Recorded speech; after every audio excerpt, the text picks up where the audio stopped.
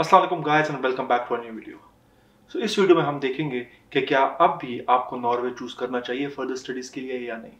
जैसे कि अपनी पिछली वीडियोस में मैंने आपको बताया था कि नॉर्वे इंटरनेशनल स्टूडेंट्स के ऊपर फी इम्पोज करने लगा है, जिसके बारे में एक बिल आया था नॉर्वेजियन पार्लियामेंट में एंड यूनिवर्सिटीज को बताया गया था कि इस साल से आपको इंटरनेशनल स्टूडेंट्स, वो स्टूडेंट्स जो कि यूरोप और ईईए में नहीं आते, उन पे आपको फी इम्पोज करना है। तो इस वीडियो में हम इसको डिटेल में डिस्कस करेंगे और एंड में मैं फिर आपको ये भी बताऊंगा कि क्या अब आपको नॉर्वे चूज करना चाहिए फर्दर स्टडीज के लिए या नहीं। पिछले साल से ही फी इम्प्लीमेंटेशन की बातें स्टार्ट हो गई थी, जिसकी वजह से इस साल नॉर्वे में बहुत ज़्यादा कम इंटरनेशनल स्टूडेंट्स ने अप्लाई किया है एंड इसकी सबसे बड़ी वजह फी का इम्पोज होना है। जब लास्ट ईयर से इस फी इम्पोजिशन के बारे में बातें स्टार्ट हो गई थी, तो उसके बाद नॉर्वेजियन गवर्नमेंट ने ऑफिशियली कैबिनेट में एक बिल पेश किया था और वो बिल फिर पार्लियामेंट में गया। पहले कि मैं आपको बताऊं कि कितनी फीसेस इम्पोज की जा चुकी हैं अभी तक, मैं आपको बताता हूं कि नॉर्वे में कोई लॉ बनाने का तरीका क्या होता है। सबसे पहले एक बिल होता है जिसको कैबिनेट में पेश किया जाता है, उसके बाद उसको पार्लियामेंट लेके जाया जाता है एंड फिर वहां पे वोटिंग होती है एंड वोटिंग में अगर 50% से ज्यादा वोट उस बिल को पड़ जाते हैं तो वो एक लॉ की शक्ल इख्तियार करता है। 24 मार्च 2023 को ये फी इम्पोजिशन का जो बिल है ये पेश किया गया था कैबिनेट में एंड उसके बाद फिर 9 जून को इसके ऊपर वोटिंग हुई है एंड वोटिंग के नतीजे में इसके हक में 86 वोट्स आए हैं एंड इसके अगेंस्ट जस्ट 11 वोट्स आए हैं। अब नॉर्वे में जो पार्लियामेंट्स में टोटल नंबर ऑफ सीट्स है वो 169 है और किसी भी बिल को पास करने के लिए 50% से ज्यादा यानी कि 85 वोट्स चाहिए होते हैं। जैसे कि आप देख सकते हैं कि इस बिल पे 86 वोट्स आए हैं और कुछ ही दिनों में आगे जाके इस पे इम्प्लीमेंटेशन भी स्टार्ट हो जाएगी। नॉर्वेजियन यूनिवर्सिटी को इस बिल के आने का पहले ही पता था, इसीलिए जो नॉर्वेजियन यूनिवर्सिटीज हैं उन्होंने अपनी एक लिस्ट जारी कर दी थी कि जो इंटरनेशनल स्टूडेंट्स आएंगे उन पे क्या फीस इम्पोज होगी।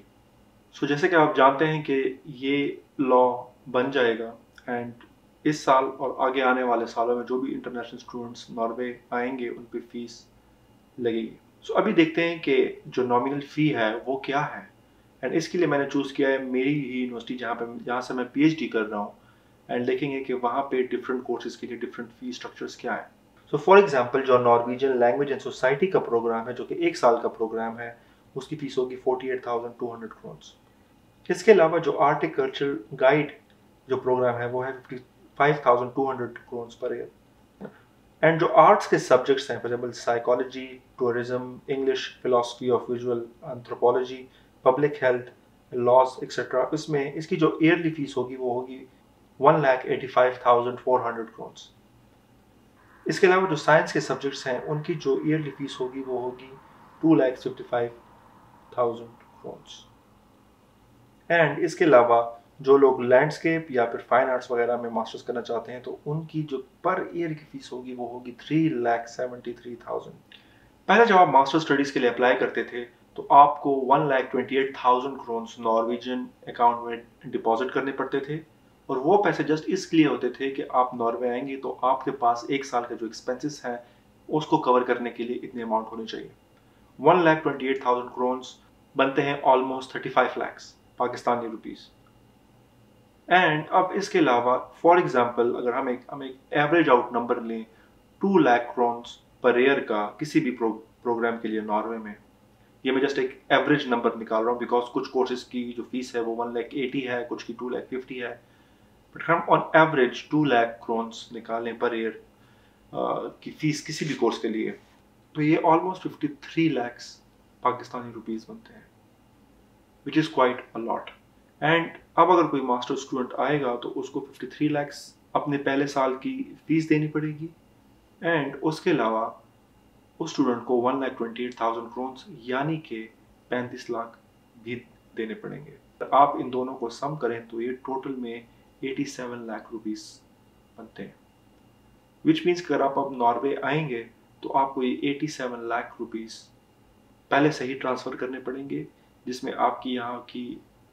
लिविंग एक्सपेंसेस और आपकी यूनिवर्सिटी की फ़ी भी शामिल होगी। एंड यही वजह है कि इस न्यूज़ के चलते हुए इस साल बहुत ज़्यादा कम स्टूडेंट हैं जिन्होंने नॉर्वे में स्टडीज़ के लिए अप्लाई किया।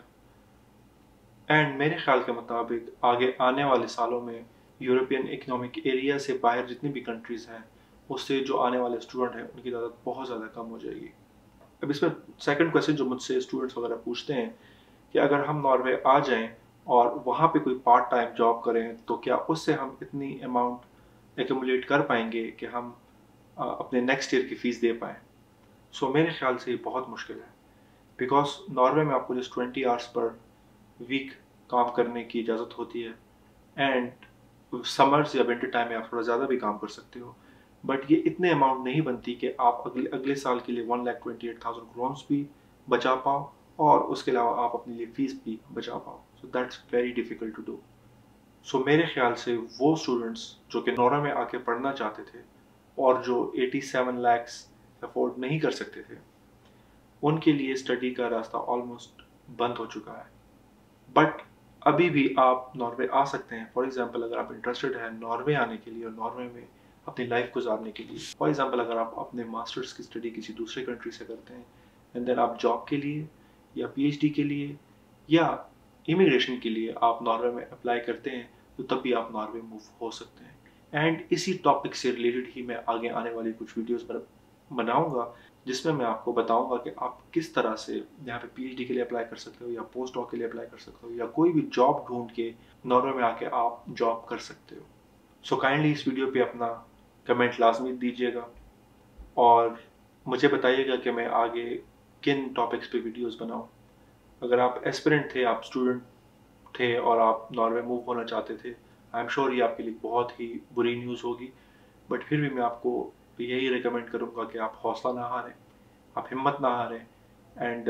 Norway is not the end of the world. इसके अलावा भी बहुत अच्छी यूनिवर्सिटियाँ हैं, बहुत अच्छी कंट्रीज़ हैं जहाँ पे आप जा सकते हैं एंड अगर आपकी वर्थ होगी और आप मास्टर अच्छे तरीके से करोगे तो आप अपनी लाइफ में कभी भी नॉर्वे आ सकते हो। अगर यही आपका ड्रीम था, आप पीएचडी के लिए आ सकते हो, आप किसी भी जॉब के लिए आ सकते हो। सो प्लीज़ हिम्मत ना हारिएगा and best of luck for your future.